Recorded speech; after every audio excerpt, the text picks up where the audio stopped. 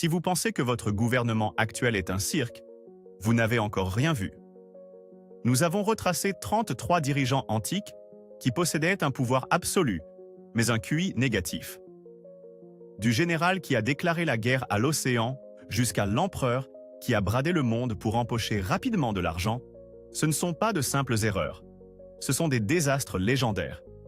Préparez-vous à perdre toute foi en l'humanité. 1. Commençons par le roi Yu de Zhou, un homme qui a pris le concept de Pierre et le loup et l'a transformé en mission suicide juste pour impressionner une fille. Ce souverain chinois du 8e siècle avant JAC était désespéré de faire sourire sa concubine favorite, mais celle-ci était notoirement grincheuse et difficile à satisfaire. Alors, il a eu une idée de génie. Il a allumé les feux d'alerte de guerre sur la Grande Muraille, signalant que la capitale était attaquée. Ses nobles fidèles ont accouru avec leurs armées, en sueur, et prêts à mourir pour lui, pour finalement trouver le roi en train de se la couler douce avec sa petite amie, qui a enfin éclaté de rire devant les soldats confus et essoufflés. C'était tellement drôle qu'il a recommencé plus tard. Mais voici le plus beau. Quand de vrais barbares se sont réellement présentés pour envahir le royaume, le roi a allumé les feux en panique. Et les nobles ont simplement levé les yeux au ciel et sont restés chez eux, pensant que c'était encore une farce. Le roi a été tué, et sa dynastie s'est effondrée. Tout cela parce qu'il était le simple ultime. 2. Si vous pensez que votre patron est toxique, attendez d'entendre parler de Phalaris, le tyran d'Akragas en Sicile. Ce type était un monstre d'un genre particulier, mais il a aussi été la victime du karma le plus ironique de toute l'histoire connue. Un bronzier nommé Périlaos voulait se faire bien voir du tyran. Alors il a construit un taureau de bronze creux. L'idée était d'enfermer une victime à l'intérieur et d'allumer un feu en dessous, la rôtissant vivante, tandis qu'un système de tuyaux transformait ses hurlements en un mugissement de taureau. Phalaris a regardé cette invention horrifiante et a dit à son créateur « Et monte à l'intérieur et montre-moi comment fonctionne l'acoustique. » Dès que l'inventeur est monté dedans, Phalaris a verrouillé la porte et allumé le feu, faisant du créateur la première victime de son propre chef-d'œuvre. Mais ne vous inquiétez pas, justice a fini par être rendue. Quand la cité a finalement renversé Phalaris, devinez où ils l'ont jeté? Exactement, tout droit dans le taureau pour un dernier barbecue. 3. L'histoire compare souvent l'empereur Louis de Jin à Marie-Antoinette.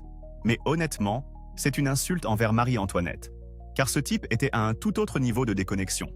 Il régnait sur la Chine en pleine fine et en plein chaos, complètement coupé de la réalité de son peuple en souffrance. Ses conseillers paniqués vinrent le trouver un jour, lui rapportant que les paysans mouraient de faim par milliers parce qu'il ne restait absolument plus de riz à manger. L'empereur les regarda, sincèrement perplexe, et posa une question qui est passée à la postérité comme le sommet de la stupidité. Il dit « S'ils n'ont plus de riz, pourquoi ne mangent-ils pas simplement du porridge de viande ?» Il n'essayait pas d'être méchant. Il était simplement si incroyablement coupé du monde qu'il pensait que la viande hachée était un aliment de secours courant dans le garde-manger de gens qui ne pouvaient même pas se payer des céréales. Inutile de dire que son règne fut un désastre total qui déclencha une guerre civile massive.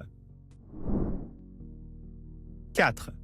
Il faut qu'on parle de Chrysippe, le philosophe grec qui prouve que les blagues de papa peuvent littéralement être mortelles. C'était un brillant penseur stoïcien, le genre d'homme qui avait écrit plus de 700 ouvrages sur la logique et l'éthique, mais dont le sens de l'humour était un peu basique. Un jour, il vit un âne en train de manger ses figues. Au lieu de le chasser, il trouva que c'était la chose la plus drôle qu'il ait jamais vue de toute sa vie. Il cria à son esclave de donner à l'âne du bon vin pour faire passer les figues. Puis il se mit à rire de sa propre blague. Et il continua de rire. Il rit de manière si incontrôlable qu'il fut pris de convulsions, fit un arrêt cardiaque et mourut sur le coup. Imaginez avoir un QI aussi élevé, survivre à des guerres et des épidémies, pour finalement être emporté par un âne ivre et votre propre sens de l'humour déplorable. C'est assurément une façon mémorable de quitter la conversation. 5. Être l'homme le plus riche de Rome ne suffisait pas à Crassus, dont l'ego était encore plus grand que son compte en banque. Il était follement jaloux de la gloire militaire de ses rivaux, César et Pompée, et décida donc de s'acheter un statut de héros de guerre. Il envahit l'Empire parthe sans avoir la moindre expérience du combat dans le désert et en ignorant chaque mauvais présage sans exception. Il fit marcher ses lourdes légions droit dans un piège à la bataille de Carès, où les archers montés parthes s'en servirent comme cible d'entraînement. Ce fut un massacre. Crassus fut capturé, et, selon une légende très populaire et brutale, les Parthes décidèrent de punir sa légendaire avidité de manière poétique. Ils firent fondre de l'or et le lui versèrent directement dans la gorge en disant « Si tu as tant soif d'or, bois ceci ». Il s'avère qu'on ne peut pas vraiment acheter l'intelligence tactique, aussi riche soit-on. 6. Il y a les mauvaises décisions militaires, et puis il y a la guerre de Caligula contre Poséidon. Cet empereur romain était connu pour être complètement dérangé, mais sa campagne contre la Bretagne a décroché la palme de l'absurdité absolue. Il a fait marcher son immense armée surentraînée jusqu'à la côte nord de la Gaule, face à la Manche. Mais au lieu de faire embarquer ses soldats sur des navires pour combattre les Bretons, il a déclaré la guerre à Neptune, le dieu de la mer. Il a ordonné à ses légions perplexes de se mettre en rang sur la plage et de jeter leurs lances dans l'eau pour donner une leçon à l'océan. Après avoir attaqué les vagues, il a proclamé la victoire et a ordonné aux soldats de ramasser des coquillages, en remplissant leurs casques comme butin de guerre destinés à être exposés à Rome. Imaginez être un vétéran aguerri contraint de ramasser des escargots de mer parce que votre chef hallucine une guerre contre l'eau. 7. Intéressons-nous à Milon de Crotone, qui était l'équivalent antique d'un athlète superstar doté de zéro bon sens. C'était un champion olympique de lutte à 6 reprises, doté d'une force surhumaine. Mais comme on le sait, les muscles ne sont pas synonymes de cervelle. Un jour, Milon se promenait seul dans les bois et aperçut un tronc d'arbre qui avait été partiellement fendu à l'aide de coins. Se sentant arrogant et voulant mettre à l'épreuve sa puissance, il décida d'arracher l'arbre à main nue juste pour frimer devant les écureuils. Il écarta le tronc, les coins tombèrent et l'arbre se referma d'un coup, emprisonnant ses mains dans le bois comme un étau. Il resta coincé là, hurlant à l'aide. Mais comme on était dans la Grèce antique et non dans une salle de sport, il n'y avait personne aux alentours. À la tombée de la nuit, une meute de loups arriva et l'homme le plus fort du monde fut dévoré vivant parce qu'il avait perdu un combat contre un arbre. 8.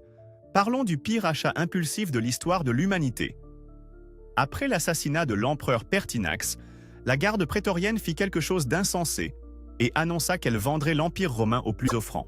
Didius Julianus, un sénateur riche mais pas très futé, courut jusqu'au camp et lança une véritable guerre d'enchères contre un autre homme, criant des prix toujours plus élevés depuis le pied du mur.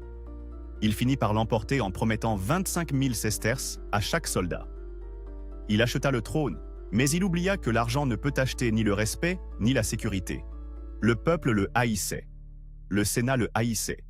Et 3 généraux différents marchèrent immédiatement sur Rome pour le tuer. Son investissement dura exactement 66 jours avant qu'il ne soit exécuté dans le palais. Il dépensa toute sa fortune pour être empereur le temps de vacances d'été d'une brièveté désastreuse et d'un stress inouï. 9. Le roi Cambyse II de Perse est l'exemple parfait de la raison pour laquelle on ne devrait jamais prendre de décision quand on est affamé et irritable, ou paranoïaque. D'abord, il envoya une armée massive de 50 000 hommes dans le désert égyptien pour conquérir une oasis, mais il oublia un minuscule détail, à savoir engager des guides locaux. L'armée tout entière s'enfonça dans une tempête de sable et disparut littéralement de l'histoire, pour ne plus jamais être revue. Ensuite, de retour en Égypte, il vit les habitants en train de faire la fête et supposa qu'ils se moquaient de son échec militaire. Il s'agissait en réalité d'une fête en l'honneur du taureau sacré Apis, mais Cambyse était si peu sûr de lui qu'il poignarda le taureau sacré dans la cuisse pour prouver que ce n'était pas un dieu. Le taureau mourut, les Égyptiens furent horrifiés et le karma agit rapidement. Peu de temps après, Cambyse se poignarda accidentellement dans la cuisse en montant à cheval, exactement au même endroit, et mourut de l'infection. 10. Si vous avez déjà vu un troll bruyant d'Internet se retrouver soudainement à la tête d'un pays, vous comprendrez Cléon d'Athènes. C'était un tanneur de cuir qui avait bâti sa carrière en hurlant sur les généraux et en les traitant de lâches à l'Assemblée. Pendant la guerre contre Sparte, Il se vanta que s'il était aux commandes, il gagnerait la guerre en 20 jours. L'Assemblée, lassée de son vacarme, lui dit en substance « Très bien, fais-le toi-même » et lui confia l'armée pour rire. Par un coup de chance insolent et grâce à l'aide d'un vrai général, il remporta effectivement la victoire. Mais cette victoire gonfla son ego à des niveaux dangereux. Il repartit au combat contre les Spartiates, convaincu d'être un génie tactique. Au moment où les Spartiates chargèrent, Cléon réalisa qu'il n'avait aucune idée de ce qu'il faisait, se retourna pour fuir et reçut un coup de lance dans le dos, prouvant que la chance n'est décidément pas une stratégie. 11. On ne peut pas oublier Élagabal, l'empereur romain adolescent qui traita l'Empire comme sa maison de fraternité personnelle. Ce garçon de 14 ans s'intéressait moins aux impôts qu'aux farces qui pouvaient en vous tuer. Il lâchait des serpents venimeux et des léopards dans la foule lors des jeux de gladiateurs juste pour voir les gens paniquer. Il remplaça également la divinité suprême du panthéon romain par un gigantesque météorite noir qu'il avait fait transporter depuis la Syrie, et il obligea des sénateurs de haut rang à le regarder danser autour. Il épousa même une Vestale, ce qui constituait un crime religieux majeur, prétendant que leurs enfants seraient semblables à des dieux. Il était si chaotique et insupportable que sa propre grand-mère finit par le regarder, puis regarder la garde prétorienne et donner le signal. Ils le traînèrent à travers les rues et jetèrent son corps dans le Tibre comme de vulgaires ordures. 12. Sun Shih-Wang fut l'homme qui unifia la Chine et construisit la Grande Muraille. Mais il était aussi terrifié par la mort, au point d'en perdre la raison. Il était obsédé par la quête de l'élixir d'immortalité et punissait quiconque échouait à lui apporter des résultats. Ses alchimistes et ses médecins, terrifiés à l'idée d'être exécutés, finirent par concocter une potion magique spéciale qui, selon eux, le ferait vivre éternellement. L'ingrédient principal? Du mercure. Des quantités astronomiques de mercure. L'empereur les crut et se mit à boire régulièrement des smoothies de métaux lourds toxiques. Ironie du sort, ce qu'il prenait pour prolonger sa vie est exactement ce qui le tua. Il sombra lentement dans la folie à cause de l'empoisonnement et mourut à l'âge de 49 ans, prouvant qu'écouter des médecins bénis oui-oui qui prescrivent du métal liquide est sans doute le pire plan de santé de l'histoire. 13. Vous connaissez l'expression « victoire à la Pyrrhus » ? Elle tire son nom de Pyrrhus d'Épire, un général brillant qui était nul en calcul. Il ne cessait de combattre les Romains et de remporter des batailles, mais il perdit tant de ses propres soldats d'élite qu'il déclara cette phrase célèbre. « Si nous remportons encore une victoire contre les Romains, nous serons totalement perdus. » Il était en train de se vaincre lui-même jusqu'à l'extinction. Mais sa mort fut la vraie chute de la blague. Après avoir survécu à des guerres sanglantes contre les plus grandes puissances de la Méditerranée, il se battait lors d'une escarmouche de rue dans la ville d'Argos. Une vieille femme, observant la scène depuis un toit, vit Pyrrhus combattre son fils. Elle attrapa une lourde tuile et la lança en contrebas. La tuile frappa Pyrrhus en plein dans le cou, le paralysant et permit à un soldat de l'achever. Le plus grand guerrier de son époque fut mis hors de combat par une mamie armée d'un morceau de céramique. 14. Julien l'Apostate voulait être le nouvel Alexandre le Grand, mais il finit par prendre l'une des pires décisions logistiques de tous les temps. Alors qu'il envahissait l'Empire perse, il fit marcher son armée en profondeur en territoire ennemi le long de l'Euphrate, accompagné d'une immense flotte de navires de ravitaillement. Lorsqu'il atteignit un point où la voie fluviale s'arrêtait, il décida de marcher vers l'intérieur des terres. Pour motiver ses soldats et s'assurer qu'ils ne battraient pas en retraite, il ordonna que l'intégralité de sa flotte soit brûlée. Cela en jetait, certes, mais il brûla aussi toutes leurs réserves de nourriture et leur seul moyen de rentrer chez eux. Quand la campagne s'enlisa et que les Perses employèrent la tactique de la terre brûlée, les Romains se retrouvèrent échoués dans le désert, sans provisions et sans possibilité de retour. Julien mourut lors d'une escarmouche, laissant son armée affamée se demander pourquoi leur chef avait pensé que l'incendie volontaire était un bon outil de motivation. 15. Xerxès Ier nous offre le summum du comportement de Karen dans le monde antique. Lors de sa massive invasion de la Grèce, il fit construire un pont de bateaux à travers l'Hellespont pour faire traverser son armée. Mais la nature en avait décidé autrement, et une tempête détruisit le pont. Une personne normale en aurait simplement reconstruit un autre, mais Xerxès le prit personnellement. Il entra dans une rage folle et déclara la guerre à l'eau elle-même. Il ordonna à ses soldats de fouetter la mer 300 fois avec des chaînes et de lui hurler des insultes. Il jeta même une paire d'entraves dans l'eau pour symboliser que l'océan était désormais son esclave. Imaginez être un soldat perse, debout sur la plage, en train de fouetter une vague pendant que votre roi hurle contre la marée. Étonnamment, l'océan ne sembla pas s'en soucier, mais cela fit assurément passer Xerxès pour un parfait dément. 16. Enfin, parlons de Varus, le général romain qui fit confiance à la mauvaise personne au pire moment qui soit.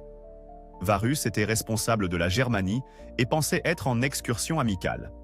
Il se lia d'amitié avec un prince germanique nommé Arminius, le traitant comme un fils. Quand Arminius lui dit « Hé, il y a une rébellion là-bas, prenons un raccourci à travers cette forêt sombre et marécageuse », Varus accepta aveuglément. Il ignora les autres chefs qui lui dirent littéralement qu'Arminius était un traître. Varus mena 3 légions entières dans la forêt de Teutobourg, droit dans une embuscade parfaite préparée par son meilleur ami. Les Romains furent anéantis dans la boue. Ce fut un tel désastre que l'empereur Auguste passa des mois à se cogner la tête contre un mur en criant « Varus, rends-moi mes légions », prouvant que parfois être trop gentil est un défaut fatal. 17. Érostrate est officiellement le grand-père de la course toxique à la célébrité. Dans l'ancienne Éphèse, ce type n'était personne et voulait désespérément devenir célèbre, mais il n'avait ni talent ni compétence. Alors, il décida de prendre un raccourci. Il se rendit au temple d'Artémis, l'une des 7 merveilles du monde antique, et y mit le feu, réduisant en cendres cette magnifique structure. Quand il fut capturé et torturé, il admit avec joie qu'il l'avait fait uniquement pour que son nom soit immortalisé dans l'histoire. Les Éphésiens furent tellement dégoûtés qu'ils ne se contentèrent pas de l'exécuter, mais adoptèrent une loi interdisant à quiconque de prononcer son nom à nouveau, espérant l'effacer de la mémoire collective. Mais de toute évidence, ce plan échoua lamentablement puisque nous voilà, des milliers d'années plus tard, en train de parler de lui. Il a essentiellement trollé l'ensemble du monde antique et il a gagné. 18. Parlons de souffrir de son propre succès. Mithridate VI du Pont était l'ennemi juré de Rome, et sans doute l'homme le plus paranoïaque ayant jamais vécu. Il était si terrifié à l'idée d'être assassiné qu'il passa sa vie entière à prendre de petites microdoses de chaque poison connu afin de développer une immunité. Il devint connu sous le nom de roi du poison. Cela fonctionna parfaitement, jusqu'au jour où cela ne fonctionna plus. Lorsqu'il fut finalement vaincu par les Romains et confronté à la capture, il décida de choisir la voie honorable et avala une coupe massive de poison mortel. Mais grâce à toute une vie de préparation, son corps s'en débarrassa comme s'il s'agissait d'eau. Il resta là, maladroitement vivant et frustré, jusqu'à ce qu'il doive supplier son propre garde du corps de tirer son épée et de le poignarder à mort. Il est le seul homme de l'histoire à avoir échoué dans son suicide parce qu'il était en trop bonne santé. 19. Maxence nous offre un moment digne de Vil Coyote tiré de l'histoire romaine. Pendant sa guerre civile contre Constantin le Grand, Maxence décida de défendre Rome au pont Milvius. Il élabora un plan astucieux consistant à construire un pont de bateau à côté du vrai, piégé pour s'effondrer en son milieu afin de noyer l'armée de Constantin lors de sa traversée. C'était un piège géant. Mais pendant la bataille, l'armée de Maxence paniqua et commença à battre en retraite.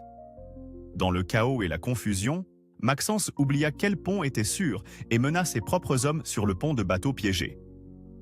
Le piège fonctionna parfaitement, s'effondrant sous leur poids et précipitant l'empereur dans le Tibre, où il se noya sous le poids de sa lourde armure. Il tomba littéralement dans son propre piège et perdit l'Empire à cause de cela. 20.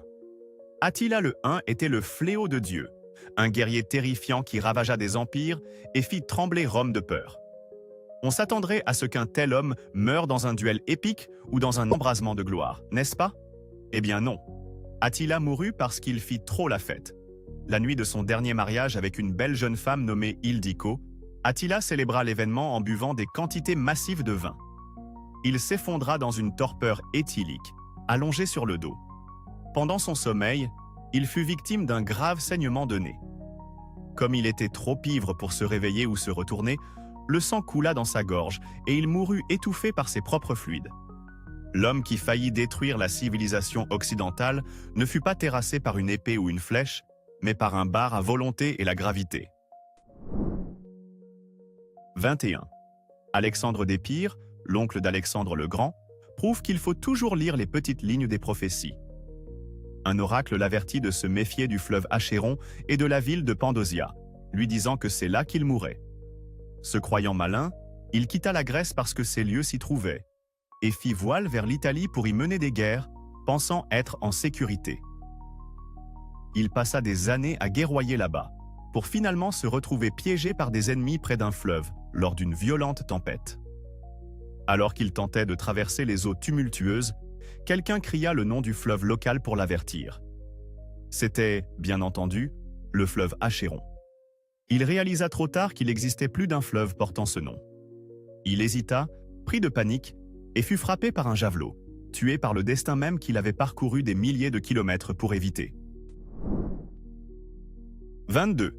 Si vous voulez savoir comment perdre une armée en un après-midi, regardez le consul romain Terentius Varon. C'était un politicien arrogant qui pensait en savoir plus que les généraux aguerris. Face à Hannibal, le plus grand tacticien de l'époque, Varon insista pour l'affronter dans les plaines ouvertes de Cannes, ce qui est exactement l'endroit où l'on ne veut pas combattre une armée dotée d'une puissante cavalerie. Son co-consul le supplia de ne pas le faire, mais Varon était aux commandes ce jour-là et ordonna l'attaque. Il entassa les légions romaines en un bloc compact et rigide, les faisant marcher droit dans le piège d'Hannibal.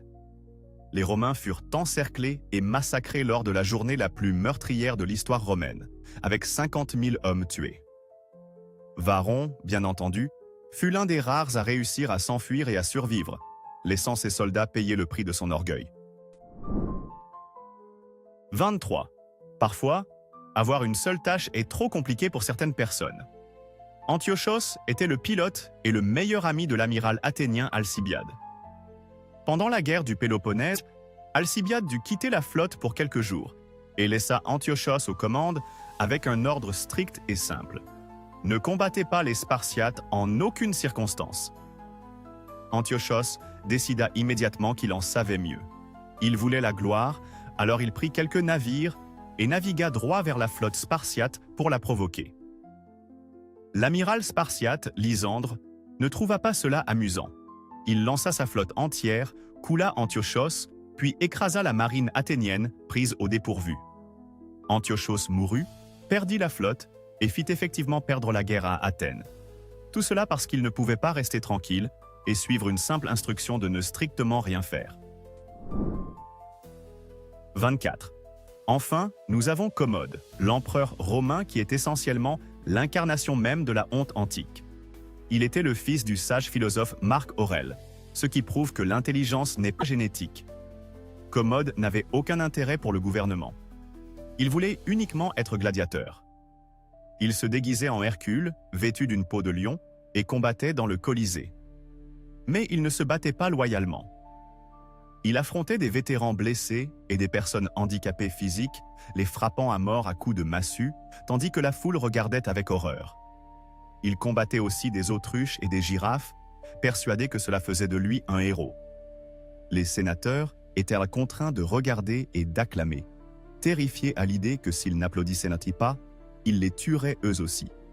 Il finit par être étranglé dans son bain par son partenaire de lutte, mettant fin au chapitre le plus humiliant de l'histoire romaine. 25. Si vous cherchez un garde du corps, voici un conseil d'expert. N'engagez pas celui dont le CV n'est qu'une liste de gens qu'il a trahis.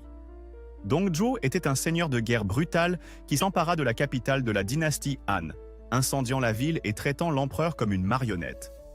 Il était paranoïaque à l'idée d'être assassiné, alors il engagea Lu Bu, le plus puissant guerrier de Chine, pour être son garde du corps personnel et son fils adoptif. Le problème, c'est que Lu Bu était célèbre pour avoir tué son précédent père adoptif en échange d'un sac d'or. Dongzhuo ignora complètement ce signal d'alarme. Finalement, Dongzhuo eut une querelle avec Lu Bu, apparemment à propos d'une femme, et lui lança une petite hache de main. Lu Bu ne prit pas cela très bien. Il conspira avec les ministres et massacra Dongzhuo aux portes du palais, prouvant qu'engager un traître en série est une stratégie de recrutement absolument désastreuse. 26.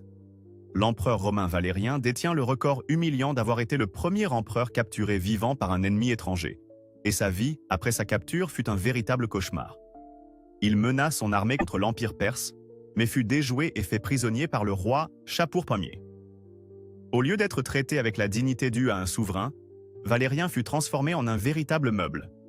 Selon les récits historiques, chaque fois que le roi Shapur voulait monter à cheval, il faisait traîner l'empereur romain hors de sa cage, le forçait à se mettre à quatre pattes et utilisait son dos comme marchepied humain. Valérien passa des années à être humilié de la sorte, servant de repose-pied au roi ennemi, jusqu'à ce qu'il finisse par mourir, après quoi Shapur le fit écorcher et empailler de paille en guise de trophée. 27. Les adolescents prennent de mauvaises décisions, mais Ptolémée XIII en prit une qui détruisit son royaume tout entier. C'était le jeune roi d'Égypte qui menait une guerre civile contre sa sœur, Cléopâtre. Lorsque le général romain Pompée s'enfuit en Égypte pour y chercher refuge après sa défaite face à Jules César, Ptolémée pensa qu'il pourrait marquer de gros points politiques. Il ordonna l'assassinat de Pompée et qu'on lui tranche la tête. Quand César arriva en Égypte, Ptolémée lui présenta fièrement la tête tranchée de son ancien rival, s'attendant à des félicitations. Au lieu de cela, César fut horrifié et fondit en larmes, car Pompée était un compatriote romain et son ancien gendre.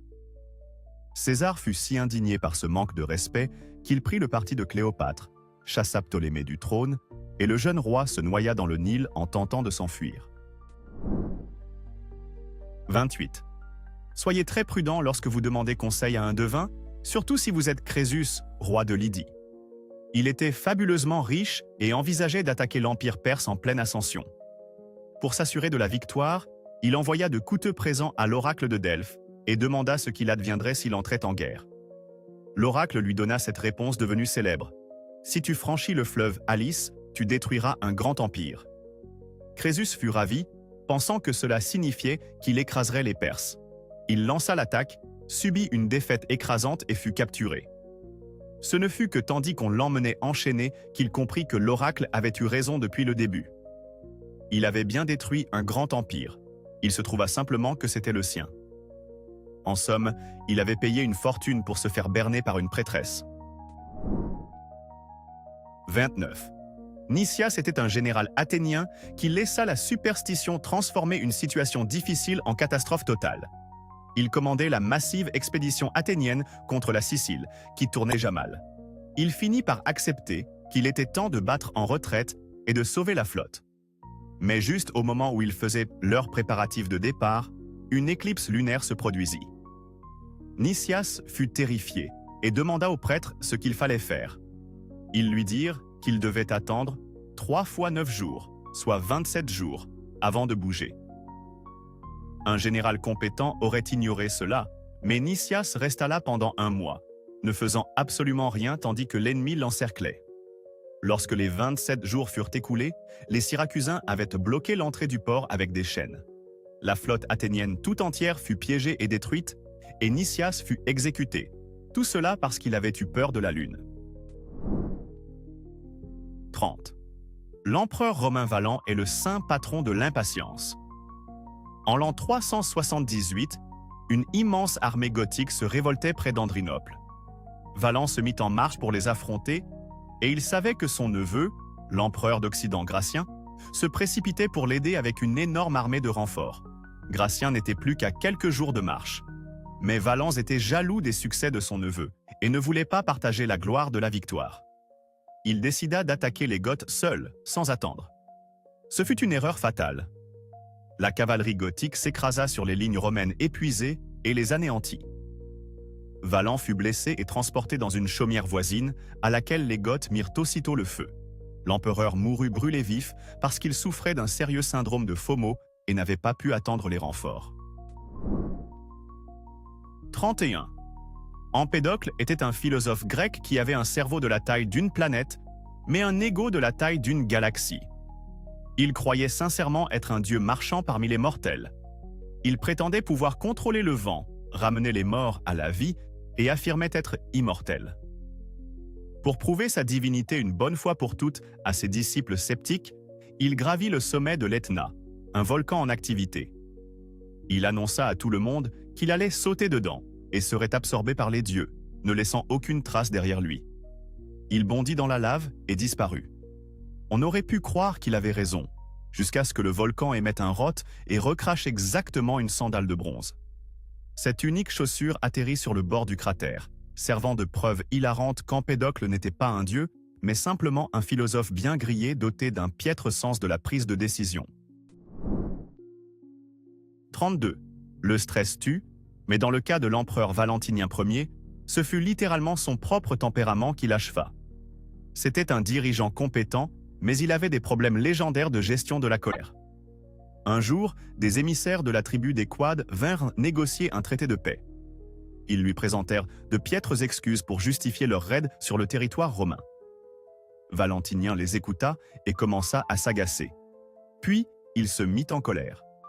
Puis, il explosa dans une rage aveugle, hurlant à plein poumon, le visage virant au pourpre, tandis qu'il invectivait les barbares terrifiés. Soudain, il s'arrêta en plein cri, se saisit la tête et s'effondra. Il avait crié si fort qu'il se rompit un vaisseau sanguin dans le cerveau et mourut d'un accident vasculaire cérébral sur le champ. Il est le seul dirigeant au monde à avoir littéralement quitté la vie dans un accès de rage en pleine réunion diplomatique. 33. Pour clore notre liste, voici la reine Teuta d'Illyrie, la reine pirate qui a oublié la règle d'or de la politique, à savoir ne jamais tuer le messager.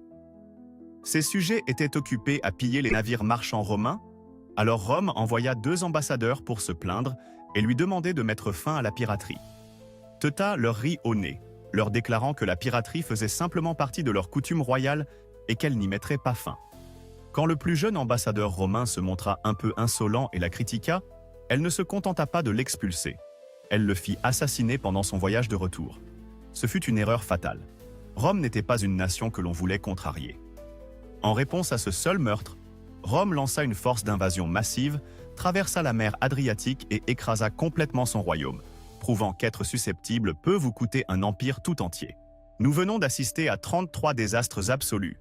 Mais soyons honnêtes, la stupidité, c'est la seule ressource humaine qui ne s'épuise jamais. Je sais que j'ai oublié quelqu'un d'encore pire. Quel est le personnage historique qui fait passer tous ces gens pour des génies? Est-ce un politicien moderne ou un autre fou de l'Antiquité? Lâchez son nom dans les commentaires, démolissez ma liste et abonnez-vous avant de commettre une erreur aussi grave que celle de ces types.